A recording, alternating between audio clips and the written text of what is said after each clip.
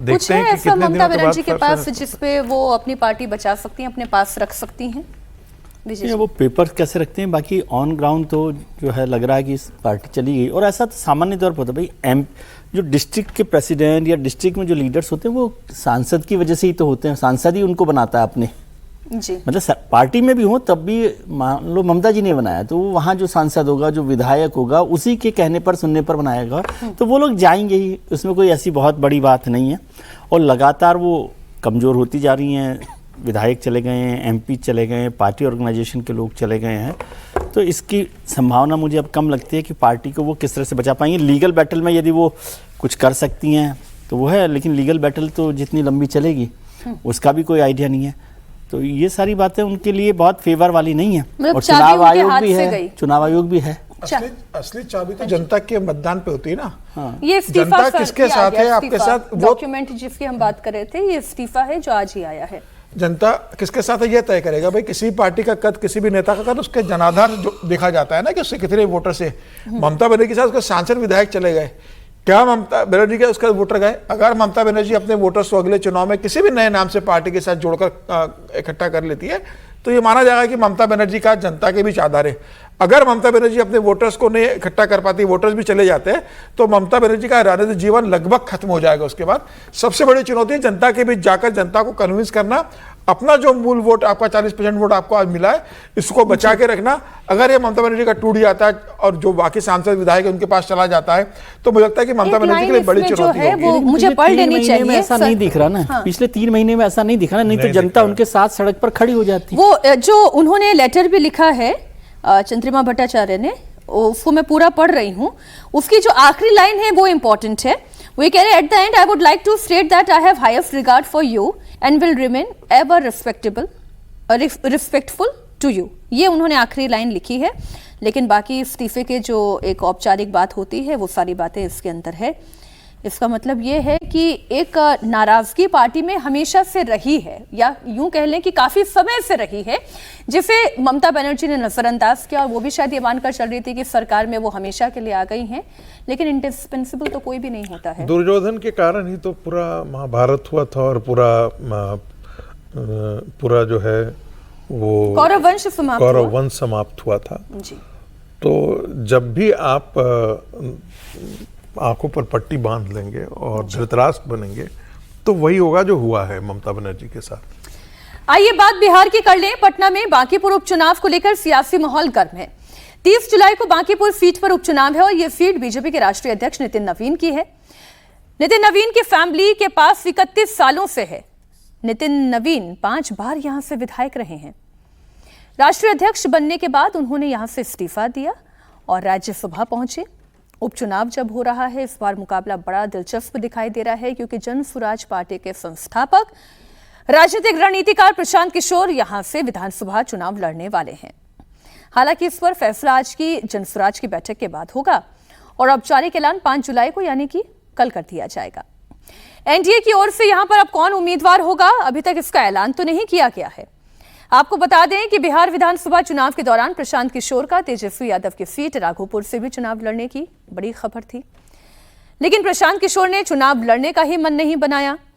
अब प्रशांत किशोर इस सीट से चुनाव लड़कर पहले तो हासिल क्या करना चाहते हैं हर्षवर्धन जी, और दूसरा अगर ये चुनाव लड़ रहे हैं तो इसका मतलब ये, जैसा हम सुन रहे हैं कि भाई बीजेपी की इतनी मजबूत सीट है 31 साल से, जहां बीजेपी का ही दावा हमेशा से रहा है, वहां तो अब तीसरे नंबर की पार्टी क्या आरजेडी बन जाएगी? नहीं, देखिए मीनाक्षी, सबसे पहले तो ये कि प्रशांत किशोर को बांकीपुर से चुनाव न लड़ने की गलती अब नहीं करनी चाहिए। एक बार वो गलती कर चुके हैं, उन्होंने कहा कि तेजस्वी यादव के खिलाफ लड़ेंगे, फिर वो चुनाव नहीं लड़ेंगे। ऐसे अगर भगेड़ू किस्म की एक छवि बन गई कि प्रशांत किशोर सिर्फ बोलते हैं और भाग जाते हैं, हवाई नेता की छवि बन गई, और चूंकि वो धन धान्य संपदा अर्जित करने के बाद इधर आए हैं तो वो आरोप लगता है, मतलब राजनीति में भले कितना पैसे का प्रभाव हो गया, अगर आप पैसे के प्रभाव से आ रहे हैं तो न जनता एक्सेप्ट करती है, न जो लोग रहते हैं वो भी बहुत एक्सेप्ट नहीं करते हैं। तो पहला तो उनको चुनाव लड़ना ही चाहिए, पूरी ताकत से लड़ना चाहिए, बिना ये सोचे लड़ना चाहिए कि भाजपा की बहुत मजबूत सीट है, हम कहाँ जाएंगे। दूसरा, भारतीय जनता पार्टी के लिए भी आसान नहीं हुआ।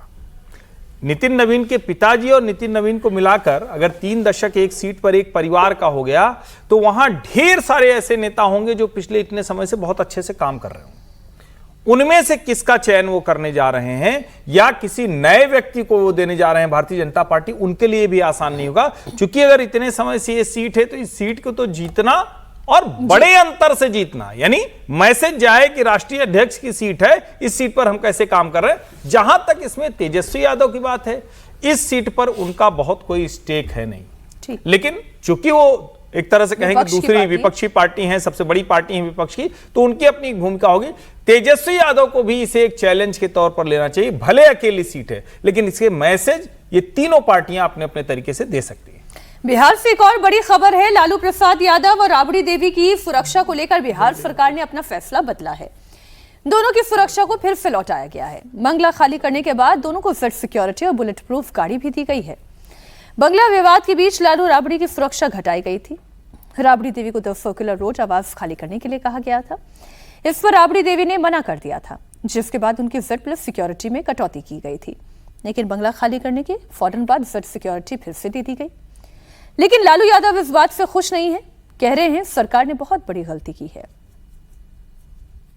सरकार कह रही है कि बंगला खाली करने के लिए आप लोगों ने खाली कर दिया। कुछ कहेंगे आखिर सरकार इस तरह से आपको जेट स्टडी की सुरक्षा भी दे दी फिर से? क्या बैकफुट पर है सरकार? बैकफुट पर है। क्या लगता है उन्होंने गलती कर दिया है आप लोगों के साथ? बहुत किया है। चलिए, ये जो बात कह रहे हैं समीर जी, ऐसी कौन सी बड़ी गलती कर दी? शर्म नहीं आती लालू प्रसाद यादव को? अब इस उम्र में आके भी वो अगर सच को स्वीकार नहीं कर पा रहे। भाई आपको जो आपको अधिकार क्षेत्र, जो आप जिसके पात्र हो, वो आपको घर दिया गया, आपसे बार बार कहा गया कि आप चले जाइए उस घर के अंदर, उसके बाद आप वहाँ नहीं जा रहे हो, अपने निजी मकान के अंदर जा रहे हो। सरकारी संपत्ति को अपने खानदान की संपत्ति, अपनी निजी संपत्ति मानने का जो लालू प्रसाद यादव, तेजस्वी यादव, उनके बच्चों के अंदर जो संस्कार उन्होंने दिए, उसी का असर है कि हम मकान भी नहीं छोड़ेंगे, हम जेल सुरक्षा भी नहीं छोड़ेंगे, हम सरकारी ज़मीन पे कब्जा करेंगे वो भी हम नहीं छोड़ेंगे, भले हम जेल चले जाए लेकिन ज़मीन भी हड़पेंगे। तो शर्म आना चाहिए लालू प्रसाद यादव को। जिस दिन आपने नोटिस मिला, आप खुद नोटिस मिलना भी क्यों चाहिए जब आप उसके लिए पात्र नहीं, आप खुद होकर घर छोड़ के चले जाइए। सरकार ने क्यों लौटाती जेड प्लस सिक्योरिटी? सरकार ने फिर क्यों लौटाती? नहीं, बार बार उस चीज को इश्यू बना रहे कि हम पे हमला होगा। सरकार को लग रहा होगा कि ये इतने इस तरह के लोग हैं, खुद पे हमला करवा देंगे और कह देंगे देखिए सरकार हमारी जान लेना चाहती है। तो सरकार ने कहा कम से कम ऐसे लोगों से भाई अभी सुरक्षा इनको दे दो। कोई भरोसा नहीं है कि ये किसी आदमी से अपने पे हमला करवा देते हो, कहते हैं कि सरकार ने हमको सुरक्षा नहीं दी, इसके हम पर हमला हो गया।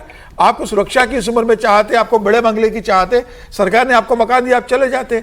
यही जो इनके भ्रष्टाचार की राजनीति रही, परिवारवाद की राजनीति रही, इसलिए 25 विधायकों पर आकर टिक गए। आज के हालिक में ही हालत है और आज कोई राजनीति में इनको पूछने वाला नहीं है।